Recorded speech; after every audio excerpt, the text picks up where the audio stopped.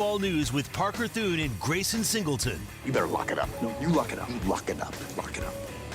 Hit the guys up on the Riverwind Casino call-in line at 405-329-9000 or text the show on the Knippelmeyer Chevrolet text line at 405-651-3439. Do it! Just do it! Now, with Locked In, here's Parker Thune and Grayson Singleton. Oh, here we go, baby. One final hour of Locked In before we head into a weekend that features the most prominent non-conference matchup for Oklahoma in years. The Sooners host Michigan tomorrow evening at Owen Field. We will have it all covered for you leading up to and immediately following the game here on the Ref Sports Radio Network. I will be on air 12:30 to 2:30 tomorrow with the first 2 hours of our KREF pregame coverage. I will be at Yo Pablo on Campus Corner. And from there, you're going to have your Sooner radio crew, Chris Plank, Toby Rowland, Teddy Lehman on these airwaves from 2:30 to 3:30. And then it's Steely and Josh Helmer from 3:30 to 5:30 as we get ready for the 6:30 kick between the Sooners and Wolverines. Then, of course, immediately following the game, Tyler McComas and Travis Davidson anchor our post-game coverage from O'Connell's. And Grayson Singleton, man, I am juiced for this weekend. In no small part because the list of guests on tomorrow's pregame show is extensive. Now, you tell me, which 2026 commit would you most like to hear from leading into this game? Well, I think it starts with the quarterback. You definitely want to hear from Bo Bentley and how that whole process between Oklahoma and LSU went down. I think that's the first one. But I'll tell you one that I could never hear enough from, and that's Brian Harris, man, who has come on our show a handful of times ever since he committed to Oklahoma, man. I like him. I like his personality. I like what his potential in terms of representing the University of Oklahoma is. And then the third guy I'm looking at in this whole regard is Jake Krell, the dude who went on the Pat McAfee show to announce his commitment. Fierce dude, plays with his hair on fire, plays like somebody just ran over his dog the other day. I mean, he is a mad human being once he gets on the football field, and also a very nice personality too. So, yep. if I had to give you three, those are the three I would like to hear from. I'm going to guess, Parker, and you don't have to reveal it if you don't want to, but I'm going to guess based on the fact that we have gotten him on here a couple of times. Is Brian Harris going to be one of your guests tomorrow? I'll tell you, among the three you mentioned, I went 2 for 3. Which I feel pretty good about. Brian Harris is going to be on the Sooner Game Day show live from Yo Pablo tomorrow at 2:15 p.m. And you want to hear from Bo Bentley? You will hear from Bo Bentley, who will join us at 1:40. So, no Jake Krell? Bentley, no Jake Krell, unfortunately. Now, is he going to be here, though? Yes, he will be here. Okay. He will be here. Unfortunately, when your radio block ends 4 hours before kickoff, it's really a matter of, okay, who's in town early enough to be able to jump on? And fortunately, as of right now, we have 5 Oklahoma commits, including the 2 that I mentioned, that are poised to join us tomorrow on the Sooner Game Day show between 12:30 and 2:30. So, very much looking forward to that. Bo Bentley is not a guy that has spent a ton of time in front of a microphone. And so I imagine this will be many Sooner fans' first time hearing directly from him. So it's going to be a very, very exciting afternoon leading into a very, very exciting game day that obviously Oklahoma fans hope culminates, I should say, in a victory for their football team. And Grayson, we've talked a lot this week about Cooper Hackett. We've talked a lot about Peyton Houston. We've talked a lot about Jalen Brewster. We've talked a lot about Daniel McMorris, the homegrown offensive tackle up at Norman North, who may or may not get his long-awaited offer from Oklahoma this weekend. We'll see what comes of that. But, man, you know one guy we haven't talked about a whole heck of a lot? Who's that? The number one overall player in the entire 2027 class who will be in town this weekend, and that is offensive tackle Kennedy Brown out of the Houston area. Again, folks, the number one prospect, regardless of position, in the entire 2027 cycle is going to be in Norman this weekend. And, man, for those that aren't familiar with Kennedy Brown, I know you were checking him out a little bit earlier. What can you say about Kennedy Brown and the ability that he brings to the table? Well, I can tell you it's not the first time I've checked him out because he visited SMU over the summer, so I did cover him a little bit for my job over there with Locked On. But, man, Kennedy Brown is a fascinating prospect from Kingwood High School down there, like you said, in the Houston area. Has played snaps and has tape playing both tackles. Primarily plays on the right side right now, and it's just a powerful dude. Not only is he powerful, though, he is quick, agile, and he is fast for a big dude. And I think gone are the days of offensive linemen being a little bit stiff and just and being just big dudes that can't really move. This is a dude that can move. The one part of his tape that caught my eye is a defensive end lined up outside of him and tried to speed rush him. And Kennedy Brown jumped out there so fast and just put two hands on his back and smushed him. That's the sort of dude that you're getting. But right now, 6'5", 285-pound dude going into his junior year. So he's already got more than requisite size to play tackle at the next level. Fascinating prospect. And his recruitment is going to be one to follow, obviously, because he's the number one player in the class. But it's going to be an interesting one to follow, and since we're in the modern age of college football, I am so curious to see what the final price tag is going to be to get him to sign. Man, and I'll tell you this much, 6'5" is a generous listing. He is not 6'5". I don't know that he's 6'4", but he's one of those guys where if you just watch him it literally doesn't matter. You won't care. Yeah, you want your tackles to be 6'6", 6'7", 6'8", but you see an athlete like Kennedy Brown on tape, you're like, all right, yeah, we can work with that. Yeah. Incredible wingspan, incredible athleticism, incredible power.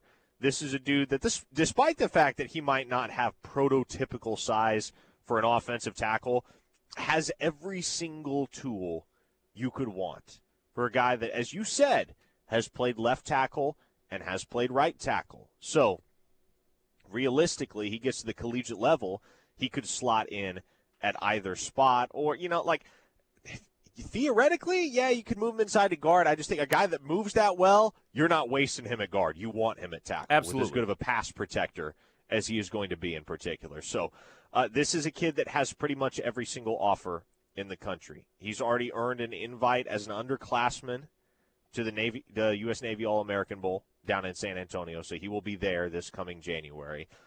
And, man, everybody is after this kid. Everybody wants Kennedy Brown. All of the top programs in the country would like to land Kennedy Brown's commitment. But ultimately, only one can. And I'm trying to think, has he visited Oklahoma before? I don't know that he has offhand. I think this might be his first trip to OU. Be a hell of a first trip. And consider this. Consider this. What would be a better pitch to a guy like Kennedy Brown?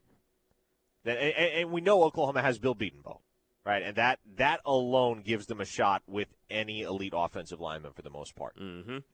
But what would be a better pitch to Kennedy Brown? What would hit home with Kennedy Brown more than if a kid like that shows up to Norman, witnesses an elite college football environment in the biggest matchup of the weekend, watches Oklahoma win the football game, and also there's a 5-star true freshman offensive tackle in the starting lineup for Oklahoma. Nah, don't do that. Don't put that on Michael Fasusi, man. Wait, hold on. Hang on. Back up for a second. So is Michael Fasusi starting this game? It's a distinct possibility. I don't want to say yes. I don't want to say no. It's a distinct possibility right now. Huh. Well, that's intriguing. Isn't it? So is he going to be opposite of Derek Moore in that case? I guess it depends on how Michigan lines up. But, yes, you would presume, like, he's either getting Derek Moore or he's getting Enoetta. I mean, neither one is. I mean, that's pick your poison in that regard. They're both pretty good. Yeah, it's going to be a tough one. Welcome to Tough college assignment. football, homie. Yeah, and if Michael Fasusi is ready for that action, if he's ready to go up against two dudes that Moore's a senior, is Etta also a senior or is he a junior? I forget. But two dudes that are upperclassmen, any way you slice it, two excellent defensive ends on an excellent defensive front. If Michael Fasusi is indeed all that he's cracked up to be, and to be clear, I think he will be by the time he's done in Norman, but if he's all he's cracked up to be from the jump in what could be his very first start in an Oklahoma uniform, I would think, especially if Oklahoma wins, especially if the atmosphere is what we expect it to be, Kennedy Brown is going to walk away with a pretty strong impression of the opportunity that exists for him at Oklahoma. And to be clear, opportunity and development are going to be what you have to lean on. Because I think we all understand a player of his caliber. And look, as of right now, he is absolutely a more college-ready prospect than Cooper Hackett. And we know what Cooper Hackett's value is on the open market in a ballpark sense. Mm-hmm. There's going to be a lot of money thrown at Kennedy Brown by the end of his recruitment. And so Oklahoma's in a position where when you look at that 2027 cycle and you're mindful of the fact that you happen to have another five-star offensive tackle right up the road in Fort Gibson that you will stand a very, very good chance with, even though he is verbally committed to Texas Tech right now, Kennedy Brown doesn't feel like a must-have guy. You know, there was a time in the 2025 cycle where Michael Fasusi was really the must-have guy for Oklahoma. Yeah. Because Lamont Rogers had picked Missouri. He later flipped to Texas A&M, but he had picked Missouri. And so it was Michael Fasusi or bust pretty much for Oklahoma. He was the big-time guy that you felt like you absolutely had to have. And they got him. And they paid up for him, but they didn't have the best offer on the table to Michael Fasusi. What Michael Fasusi saw at the University of Oklahoma was the potential for development under Bill Bedenbaugh, and also the potential to play early, which I don't know that he anticipated. He might be starting his second, well, I guess this would be his first college football game because he didn't play last week against Illinois State. But I don't know if Michael Fasusi even anticipated he might be playing and starting this early, but we may very well see that guy tomorrow night, Grayson, and we may very well see him out there on the field the first snap of the football game. Now, look, this is not to take away from the type of player Michael Fasusi can end up being, but I think that's got to make you feel a little bit anxious about how this goes because, you know, you're talking about a sport with no preseason, and Michael Fasusi, who because of an episode has largely not had a full workload in practice, at least to my knowledge. Correct me if I'm wrong, Parker. In a couple of weeks. Not to mention that he didn't play at all in last week's game, where they kind of rotated offensive linemen a little bit. So I think a true freshman getting his first action is a little bit worrying. Now, can he hold up enough to where if Ben Arbuckle decides to scheme around it, and there are ways to scheme around certain deficiencies in your offensive line, can he hold up well enough to where he's not a liability and can allow the offense to function if it's schemed around the offensive line? I think that's going to be the question now if he does, in fact, draw the start. Mongo on the text line asks, am I crazy to think starting Jake Michaela at center and Troy Everett at left guard doesn't sound like a bad idea? Well, okay, here's the thing. Mongo. If you're going to start Michael Fasusi at left tackle, and to be clear, I do not know yet if that is going to be what happens, and it's been very hard throughout the week to get a firm gauge on what Oklahoma's actual starting five on the offensive line is going to be when they walk out there on the field next Saturday. But if it is, in a world where it is Michael Fasusi starting at left tackle, what you want is somebody on his right hip with a ton of experience. And for Oklahoma, that means one of two guys. Either Heath Ozida, who played the majority of last season as Oklahoma's starting left guard, or Febechi Wiwu, who has repped some at left guard throughout the week, even though the only in-game action he has seen at Oklahoma, at least until a couple of drives last week, has been at right guard. So what you don't want, I don't think, and as I recall, Troy Everett did play a bit of left guard for Oklahoma in 2023, but he's played center ever since. I think what you don't want is a left guard who has not played the position or even practiced at the position in a long, long time at this point, right next to a true freshman starting at left tackle. Because, and this is just general practice among coaching staffs and particularly offensive line coaches, if you're starting a youngster, you want somebody right there next to him that knows what they're doing, can give him some pointers in real time, and can help make sure he stays in line and is executing his responsibilities throughout the course of the game seamlessly. And so that's got to be, in my mind, either Heath Ozida or Febechi Wiwu. It can't really be Troy Everett. Even though Troy Everett is a good player, Troy Everett for the last 2+ years at the University of Oklahoma has been a center. Weston Sooner says, hey, we put Anton Harrison out there as a freshman, and he did well. You know, he did. He certainly did. That was against Big 12 competition, though. Michigan is a little bit of a different challenge because the SEC is the premier league in college football, the premier conference in college football. Big Ten is not that far behind in all actuality. Is the Big Ten – what is the gap between the SEC and the Big Ten? Like a couple of feet? Yeah, I mean, well, you have to consider this. The Big Ten has the last 2 national championships. Exactly. Like the Big Ten, if you were to tell me that the SEC and the Big Ten, in terms of the top talent, were on the same plane, I would agree with you. Now, the SEC may have more good teams, but in terms of the top, like what you're going to go up against with Michigan this week, there's not that much of a drop-off if there is one. Spartan Sooner says, if you had Fasusi and someone with not much experience on the left side, I would imagine Michigan would attack quite a bit. Yes, make no mistake, especially with Wink Martindale being the defensive savant that he is, the Wolverines will be ready to hit the Sooners where they are most vulnerable. And if you do have a true freshman out there, whether it's true or not that is your greatest vulnerability, that's what the opposing defense will regard as your greatest vulnerability, at least in the early stages of the football game, and they will challenge it. Wink Martindale certainly will. Okay, 405-651-3439. Much to discuss with regard to the game tomorrow and, of course, with regard to recruiting, and we will continue to do all of it with you throughout the hour. Here on The Ref, the home of Sooner fans, you're listening to Locked In. Keep it right here. Metro Ford of OKC. Hi, it's Dustin Dvorak with Metro Ford of OKC. Are you ready to turn heads on the road? Look no further than Metro Ford of OKC. We've got a wide range of custom trucks to suit your style and needs. Tennessee, Roush, Rocky Ridge, Shelby, we have them all. Experience the thrill of the open road in a truck that's as unique as you are. Visit us at Metro Ford of OKC today or online and drive home in your dream custom truck.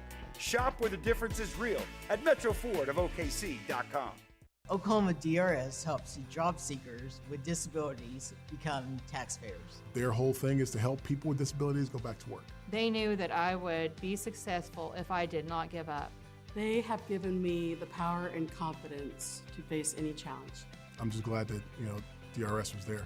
Empower yourself. Talk to DRS Vocational Rehabilitation or Services for the Blind today. OKDRS.gov. 800-487-4042. Sooner Nation, are you ready?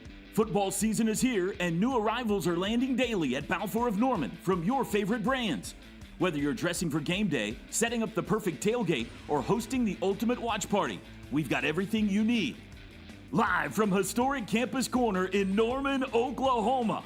Shop Balfour of Norman, your home of everything Sooner. Shop in store or online at crimsonproud.com. My fiance is a veteran. I did tours in Korea, Germany, and Bosnia before I got injured. When Yusuf got out of the military, he needed help getting his disability benefits. Luckily, DAV came to the rescue. They fought for me the same way that I fought for my country. Every year, DAV provides life-changing support to more than 1 million veterans. My victory is never giving up and finding more ways to serve. He's pretty amazing. Support more victories for veterans. Go to DAV.org. The best words to hear at the TSA security checkpoint? You're good to go.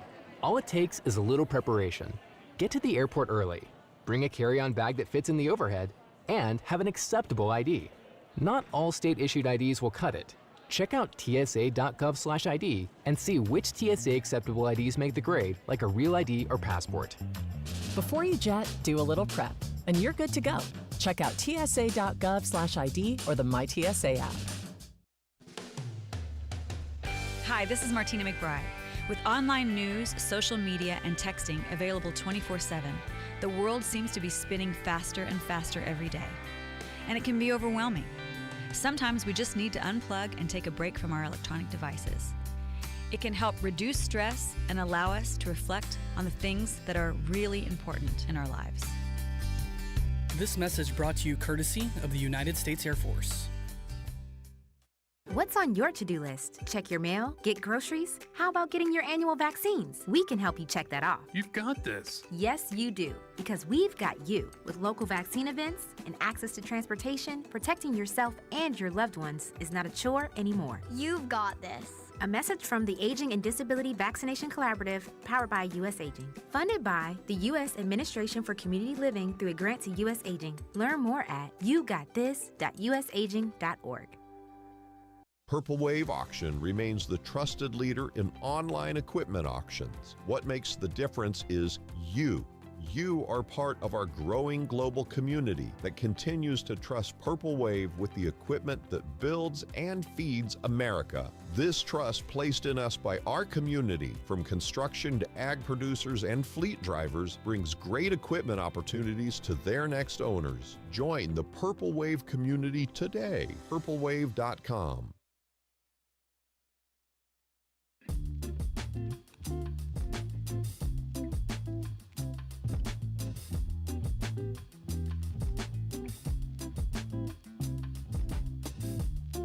It is locked in here on the Ref, the Oklahoma Sooner fans. Parker Thune alongside Grayson Singleton, helping count you down to OU Michigan this weekend. And, of course, the real countdown kicks off at 12:30 tomorrow when we go live with the Sooner Game Day show here on the Ref. 5 hours of pregame talk leading into an all-important non-conference tilt between the Sooners and Wolverines. I will be on air from Yo Pablo on Campus Corner from 12:30 to 2:30. 2:30 to 3:30, it's your Sooner Game Day radio crew, Chris Plank, Toby Rowland, and Teddy Lehman. And then Josh Helmer and Mike Steely take you home from 3:30 to 5:30. And, of course, kickoff comes your way from Owen Field at 6:30. As we turn our attention back to the Knippelmeyer Chevrolet text line here, which you can access by shooting us a text at 405-651-3439. I want to remind you that the show is brought to you every single day by Dorsey Jones GMC out in El Reno. If you're looking for a new vehicle, give GMC a try. Some of the most reliable trucks and SUVs on the market today. Dorsey Jones also offers service for your existing vehicle, including half-price oil changes on Saturdays, so they can do it all for you out there at El Reno. Check them out there at Dorsey Jones. As we go back to the text line here, Dr. 580 says, so where are the good recruits Bill has grabbed the last few years? Seems like he took a year or two off from recruiting good offensive linemen. You know, it's interesting. It's really interesting, Grayson, because Bill Bedenbaugh has certainly had some big hits on the recruiting trail in recent years. Caden Green, I know he didn't stick around. That was a big hit in the 2023 cycle. Michael Fasusi, Ryan Foje, those were big hits there in the 2025 cycle. If you go back to the 2020 cycle, I know that's pretty far off in the past now, but Anton Harrison was a major pickup for Oklahoma in that cycle and wound up being a first-round NFL draft pick. But Bill Bedenbaugh has utilized the transfer portal as effectively as any coach on Oklahoma's roster, in the sense that generally the guys he's gotten out of the portal have been quality contributors at minimum. Now, there are examples of guys that never did much of anything at Oklahoma. There are certainly examples of guys that exceeded expectations and flew really high. Tyler Guyton was a first-round pick. He's the starting left tackle for the Dallas Cowboys and also punched a man in the face last night. Did you see that clip on Twitter? Was wild. He just hit him with an uppercut. I don't know how they didn't catch that, but they caught Jalen Carter spitting on Dak. Oh man, homie reared back and threw that punch. I don't remember which Eagle it was that was on the receiving end of that blow from Tyler Guyton, but there's some guys that have been just depth dudes via the portal for Oklahoma. Do you remember Robert Conjal? You probably don't. Do Sooner fans remember Robert Conjal, the Arizona transfer?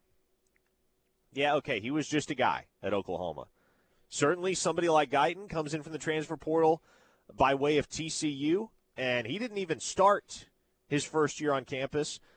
But by year 2, the dude's playing well enough that he didn't even have to. He missed the last few games of the regular season due to a concussion, if I recall correctly, and it didn't matter. He still heard his name called in round 1 of the NFL draft come the following April. But for the most part, it feels like the guys that Beatonbow gets out of the portal just wind up being good, solid football players.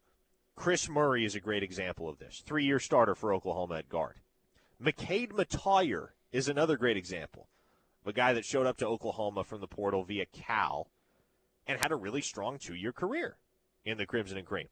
I think he's on an NFL practice squad somewhere. I could be mistaken, but I think he is. I'm thinking back to last year's portal haul, and it wasn't spectacular. Michael Tarquin was all right. Michael Tarquin was asked to do a lot, and he handled it pretty well. Fabechi Wiwu was obviously solid. Spencer Brown was bad. We all recognize and understand that. So basically what you're saying, Parker, is that it can be reasonable to expect that Derek Simmons is going to be a very solid player for Oklahoma. Yeah, and I know for a fact there are NFL draft grades on Derek Simmons. This is a guy that scouts are watching as a potential NFL draft pick this upcoming offseason. I've had people tell me he may go as high as day 2 if he performs well this season. That's not necessarily the expectation I have for Derek Simmons, but that's a guy right there alongside Fabechi Wiwu that, because of the experience factor, should be able throughout the 2025 season to hold his own at that right tackle position and give Oklahoma above average play at the spot. But with Sexton out of the picture, and Sexton is another guy that Beatonbow recruited and developed out of high school, and unfortunately it's just been one injury after another for him. But in Sexton's absence, there's the very realistic chance that pretty much Oklahoma's entire starting offensive line, with the exception of Heath Ozida, I guess, consists of transfers tomorrow. If it's Luke Baklenko over Fasusi in particular, then it's obviously either Jake Michael or Troy Everett at center. Both of those guys are transfers. It's Fabechi Wiwu at right guard, transfer, and it's Derek Simmons at right tackle. Again, a transfer. So I think if you just look at the situation right now up front for Oklahoma, and you're mindful of how many transfers there are on the roster versus how many guys Beatonbow has recruited and developed out of high school, that ratio probably isn't what you would like it to be. But I do feel like the Sooners are getting pretty close here to being able to turn the page and have an overwhelming majority of dudes in that offensive line room that were signed out of high school and have grown up in the program. Because especially when you look at that second team right now, even that third team, Oklahoma, I think, is carrying 16 scholarship offensive linemen right now, 16 or 17. You got guys that haven't seen the field a ton yet, but that have such high internal expectations and have flashed a lot of promise on the practice field. Guys like Eddie Pierre-Louis, guys like Isaiah Autry-Dent, guys like Daniel Akinkunmi. Logan Howland is somebody that's been at Oklahoma for 3 years now, and he's had his struggles. He's certainly had his moments. He's shown flashes of brilliance. He's shown that potential. But this, to me, ought to be the last year for the foreseeable future where Oklahoma is leaning heavily on transfers in the offensive trenches, because they are right now, no question about it. Like I rattled off the guys that you can expect to start or at least be in the mix to start tomorrow in pregame. And between Baklenko, Everett, Michaela, Simmons, Wee-Woo, etc., like it's a lengthy list. It is a lengthy list. But if you were to project ahead to what this starting offensive line might look like in 2026, then you're into territory where okay, sure, Michaela is probably your starting center this time next year, but you could have Michael Fasusi at left tackle, Heath Ozida at left guard, Ryan Foje at right guard, and let's say Howland or Autry Dent, take your pick, at right tackle. At that point, four of your starting five. And, that should be the starting five. That's a highly realistic starting five for week 1 of next season. All of those guys are homegrown. What do you think about, because so much has been up in the air with the offensive line, what do you think about continuity and synergy going into tomorrow night's game? Because you're going to have a different left tackle than you started the season with. Ozida's been up in the air at left guard. Center, probably going to be Everett, but there is some dissension about whether it should be Everett or Michaela. Yep. And, Derek Simmons just now getting his first action as a Sooner. What do you, does that concern you a little bit of a way? And it concerns me, and I'll tell you why. Because of Wink Martindale and what he has always been known for, whether he's been at the college level or the NFL level. Wink Martindale is the godfather of blitzing 80% of the time. And his blitzes are complex, and he's going to give you one look, and it's going to be something totally different. So an offensive line that hasn't had a whole lot of experience playing with each other, not just in the past, but even the last couple of weeks as well, be it in a game or in practice, that to me is a little bit concerning going up against a system like what they're going to go up against with Wink Martindale tomorrow night. Yeah, well, and for that reason, and it's a great point, for that reason, you can't have offensive linemen out there whose brains are getting scrambled by this stuff. You got to have guys that are capable of reacting in real time to all the different looks that they're going to get from Wink Martindale and doing what they need to do in order to stave off the pressure and give John Mateer time to deliver the football. And so, man, from that standpoint, there was a lot that Ryan Foje put on tape last week that was good, but there was also plenty that made you feel like, okay, especially going into a matchup like this, I don't really know if I want to see him out there as a starting guard. So I think the right side of that line, you can very well expect to see Wee-Woo at right guard and Sexton at right tackle. How Oklahoma handles center is going to be interesting, but it's that left side. It's that left side that is the big question mark. Because you really don't know. You don't know whether it's going to be Baklenko at left tackle or Fasusi at left tackle. Mm-hmm.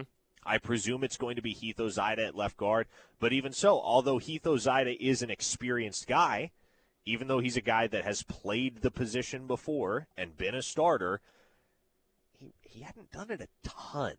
What do you have, 7 starts last year? So he started the majority of the season. But even so, 7 starts, that's a far cry from, you flip over to the right side of the line. Fabechi Wee-Woo and Derek Simmons each have, close to 30-plus college starts to their name at this point. And so I would expect that whether it is Fasusi or Baklenko, no question about it, Michigan is going to come out firing, and they're going to attack the left side of that line and make the law firm of either Fasusi and Ozida or Baklenko and Ozida prove that they can hold up against the pressure. And, man, it really is kind of worrisome, isn't it? Because that's John Mateer's blind side. Mm-hmm. And you know that John Mateer isn't going to be a sitting duck in the pocket. It's not going to be like it was in 2024 where Jackson Arnold is sitting there and the walls are coming down around him. If John Mateer needs to make stuff happen on the fly, he's going to be able to make stuff happen on the fly. But freewheeling John Mateer is probably not what you want to be leaning on to get the job done against a defense like Michigan. I'm glad you said that before I did, because there was one play, and I thought John Mateer was awesome in game 1, but there was one play where I looked at it and I was like, I don't know if this works against quality competition. And that was the one time where he had to make something out of nothing. And you remember what he did on that play, Parker? I think you know which one I'm talking about. I think in the first quarter, is when he got out and evaded the rush. He switched hands in the middle of the pocket that he was carrying the ball in. He went from the right hand to the left hand back to the right hand. I'm like, ooh, I don't know if I like that. And if you're switching back to the left hand while the left side might be caving in on you, that's how you could potentially put the ball on the ground. So I agree with you. If John Mateer has to go into freewheel mode and try to make these YOLO plays happen, may not be the team that you want to try to do that a whole bunch of times against. I will say this, though. There's another side to that coin, and the other side to that coin is Jayshawn Barham's going to be out for the first half of this football game. Yes. And so, as Slim Brady mentioned on the text line, one bad rushing line and money line Mateer is out the gate. And so John Mateer, I would expect in the early stages of the game at least, that Oklahoma is going to find ways to challenge those Michigan linebackers. Absolutely. And certainly a way to do that is to get John Mateer on the run. Yeah. Give him designed runs, give him options where he gets outside the pocket and he can push the ball downfield. He's got receivers, or he can just tuck and run. Either way, you want to make Michigan prove that just as you're not entirely sure what type of play Oklahoma's going to get up front from the left side of that line due to just lack of continuity, stability, experience, whatever you want to call it, you're not exactly sure what you're going to get out of that Michigan linebacker group in the first half at least, while they're missing a key cog to their entire defense in Jayshawn Barham. So there's going to be an opportunity for Oklahoma to attack Michigan's weaknesses defensively, just as there is an opportunity for Michigan's defense to attack Oklahoma's weaknesses, if that's what they turn out to be, vulnerabilities offensively. You want to get to this one text real fast before we get to break? What do we got? 2-star Minnesota Sooner says, LOL, Teddy literally just said that Michigan's blitz packages are simple, not complex. Are you basing that off of week 1 against New Mexico? Because what I'm basing my analysis off of is 19 years of Wink Martindale in the NFL. And that dude did the strangest stuff and befuddled a lot of quarterbacks doing it. I don't think he's just going to come in and just take it easy by his standards. Just my hunch. My hunch. Yeah, and look, it's been talked about all week, but Oklahoma kept things pretty bland against Illinois State. Michigan similarly kept things pretty bland against New Mexico. And so I would expect that Oklahoma comes out with a lot more window dressing on both sides of the ball tomorrow night, but so too will the Wolverines. And guys that have been coaching as long as Brent Venables and Wink Martindale have, man, that's just going to be a fascinating chess match. Oh, yes. Between two of the premier defensive minds in the sport. That's one of the things that has me the most excited for this matchup. Okay, folks, 405-651-3439 is how you chime in on the Knippelmeyers Chevrolet text line. Keep it right here on the Ref. The Home of Sooner fans, one final segment coming up. Dusty Dvorak here. You're listening to The Ref, the home of Sooner fans. Mike Steele here for Lasher Home Comfort Systems, your trusted home comfort experts in the Oklahoma City metro area. Tim Lasher and his team have more than 130 years of combined experience. They recognize a significant number of homeowners live with inadequate home comfort systems. They specialize in diagnosing your home system issues while providing more efficiency and reducing your utility costs. As an authorized dealer of American Standard, Tim can service your residence or business. Call Tim and his team at 405-579-3113. Lasher Home Comfort Systems. Fowler Automotive is proud to be a part of your community, where our passion and values lie far beyond the showroom. We believe that families, sports, art, and culture are at the heart of every thriving community, and it's important to us that we help build the communities that our dealerships call home. Stop by any of our 6 Oklahoma dealerships to see the Fowler Standard heart at work. We pride ourselves on being friendly, helpful, honest, and fair. This is what drives us every day. Fowler Automotive, a proud partner of OU Athletics. Hey, it's Chris Plank. Every weekday morning, join us for The Plank Show. Blake Gamble and myself take you through everything going on in the world of sports and the Sooner Nation. We bring you great guests, your reaction on the text line, and, of course, your calls on the Riverwind Casino jackpot line. So make sure, from border to border and coast to coast, to download the new KREF app. Simply search KREF in the App Store, and you'll always be connected not only to The Plank Show, but the Ref Radio Network, the home of Sooner fans. Download the app today. today. I'm Gina Mitchell of Mitchell's Jewelry. I invite you to shop local and shop with purpose on Wednesday, September 10th. This is the first Shop United event, and I'm excited to lead the charge as it combines two things that are near and dear to my heart: shopping local and the important mission of United Way of Norman. 20 local businesses across Norman will donate a portion of their sales to United Way of Norman, which supports vital programs in health, youth opportunity, and financial security. Look for the Shop United logo and shop with purpose on September 10th. We all have someone we love, like the favorite lyric in our favorite song. You can't imagine life without them. Cancer screening tests can help keep the person you love around longer by detecting changes before cancer develops, or catch it early when it may be easier to treat. And many tests are available for free or are covered by insurance. It's time to sound like a broken record. Tell all your friends and family, I love you. Get screened. Visit cancer.org/getscreened to learn more. For 75 years, the Muscular Dystrophy Association's voices have thundered through the halls of Congress. For 75 years, we've willed the impossible into existence. For 75 years, the MDA community has pushed the science, shifted the narrative, and established the field of neuromuscular medicine. And until that day when this is all a thing of the past, you couldn't stop us if you tried. Join us and celebrate 75 years of breakthroughs at MDA75.org.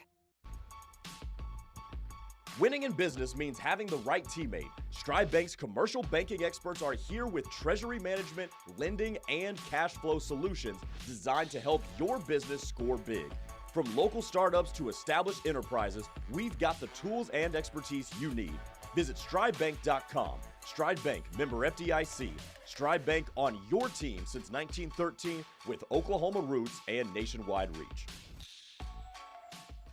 Are you, your family, or company looking for a locally owned and trusted management group? Carlsbad Management Group is an owner, developer, and manager of high-quality apartment communities in Oklahoma. They are a locally owned and operated management company for apartments and self-storage units. They are committed to providing exceptional apartment homes, customer service, and increasing the value of multi-family communities under our management. If you would like a free management quote today, call Carlsbad Management at 405-701-1411 and be part of the Carlsbad family.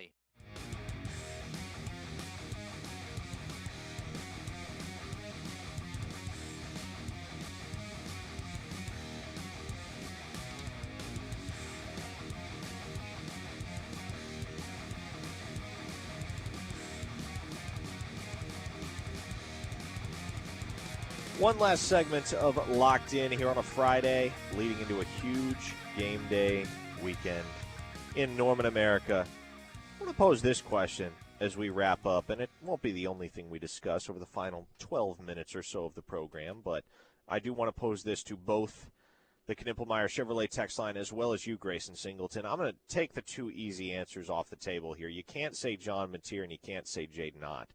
But if you exclude those two from the discussion, who do you think is the individual X factor for Oklahoma tomorrow?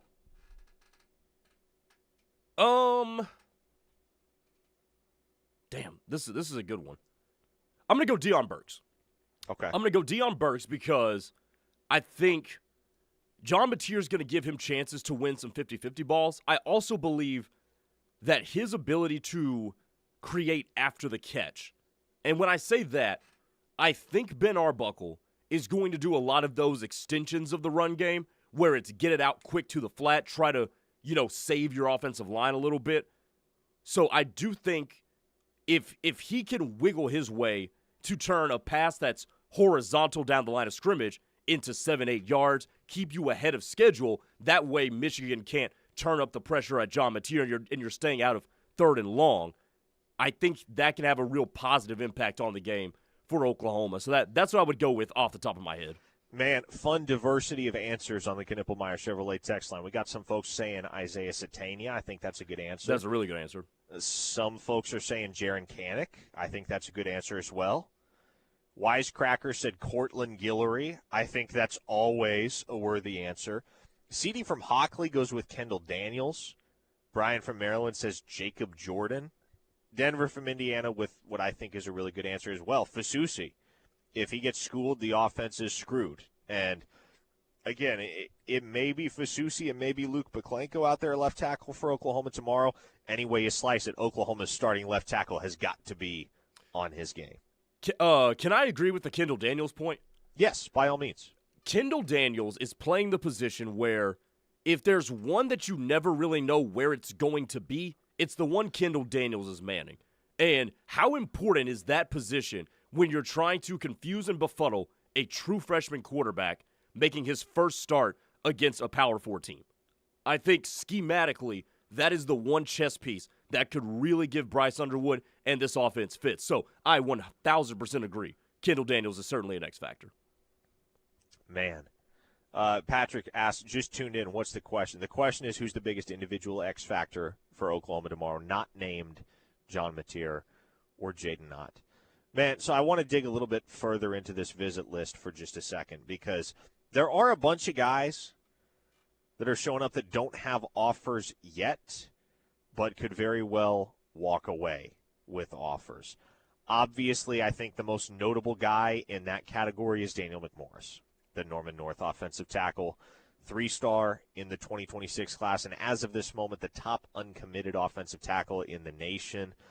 But, man, a couple other guys from within state lines that come to mind for me.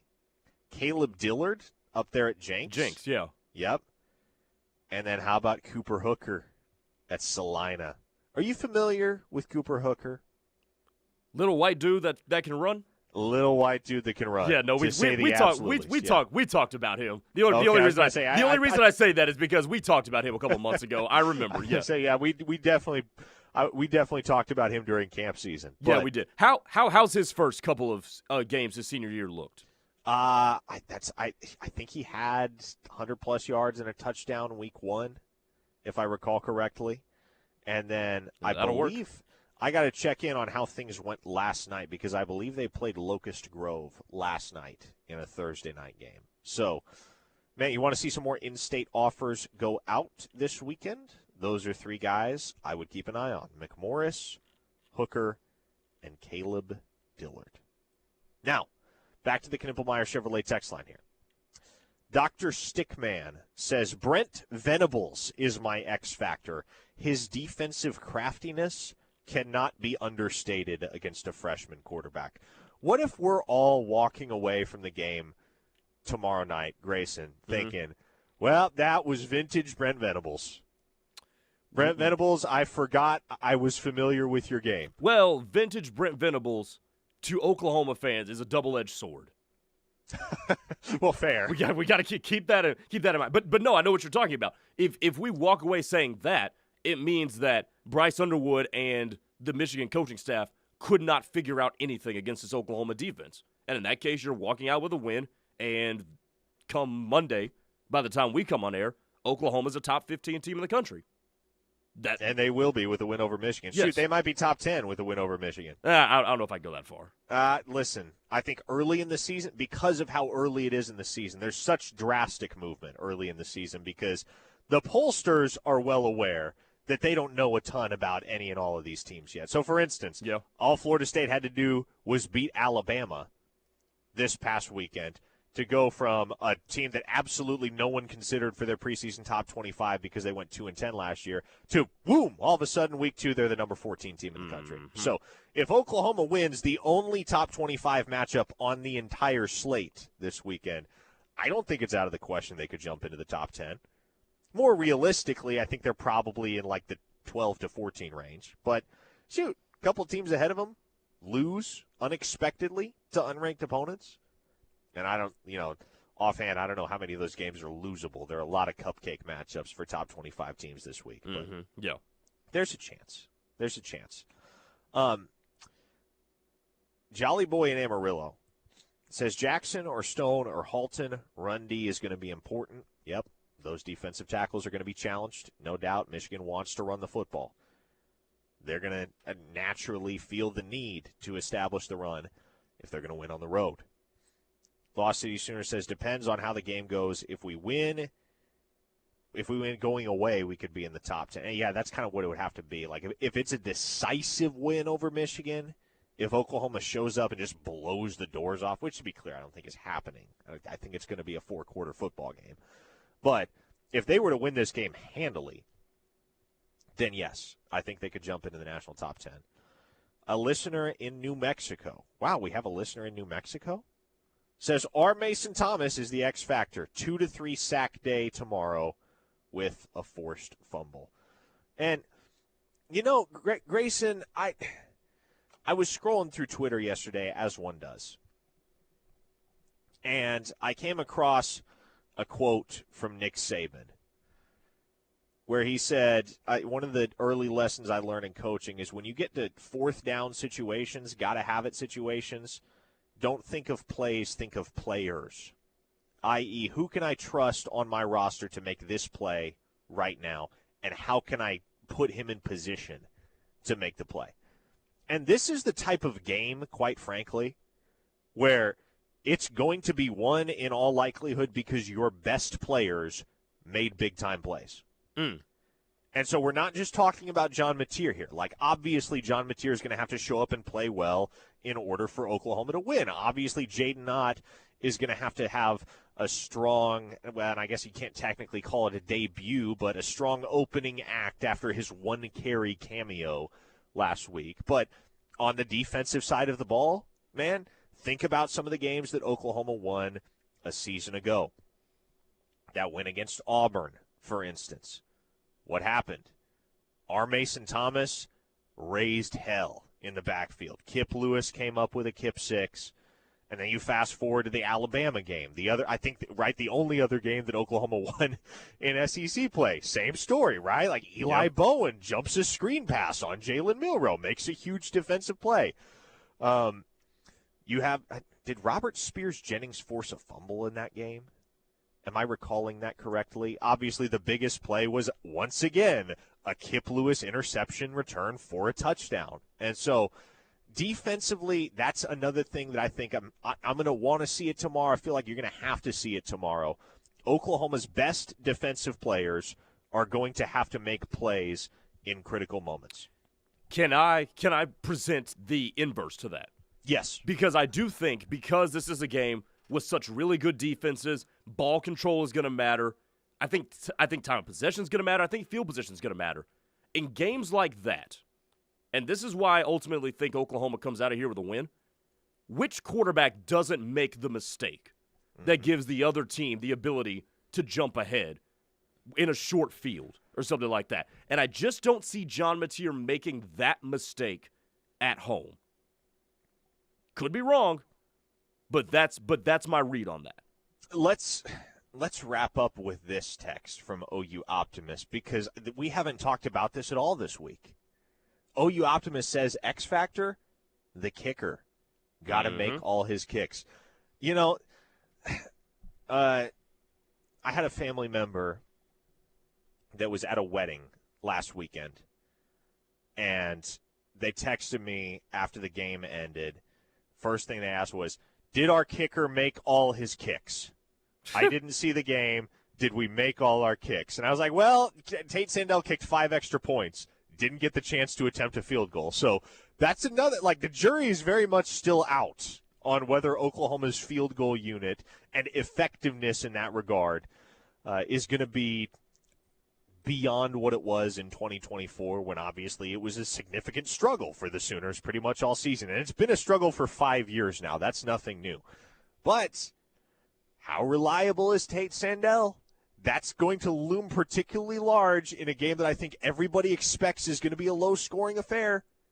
My scoring prediction was 20-16. I don't know that I've heard a score prediction from anybody this week, and I haven't listened to everybody's predictions. I don't know if anybody has projected either of these teams to hit the 30-point threshold, Grayson. I would be kind of surprised if that happened, and I will say this. I also would not be surprised if this game is 19-16 or something in that range, which means field goal kickers are going to have a lot of impact on who wins and who loses this game. Kip Lewis's Kip 6 in Auburn last year, for instance, would have mattered a whole lot less, and in all actuality probably wouldn't have happened if old Towns Magoo had just been able to make the chip shot field goals that Auburn set him up with over the first 3 quarters of that football game. So it's going to be the type of game where the details matter, the little things matter. the things like field goal attempts, being able to convert drives into points, even if it's not 6 of them every single time, like the ability to convert drives into points every single time that you possibly can, it looms large. All right, folks, we're done for the week, for the day here on Locked In. The Rush is coming up next. Tyler McComas and Teddy Lehman. You think we just talked about every single angle of this game. They got 3 more hours of it coming up, and we got 5 more hours of OU Michigan talk tomorrow on the Sooner Game Day show. I will see you at 12:30 tomorrow from Yo Pablo. Take it easy, folks. Keep it right here on the Ref, the home of Sooner fans.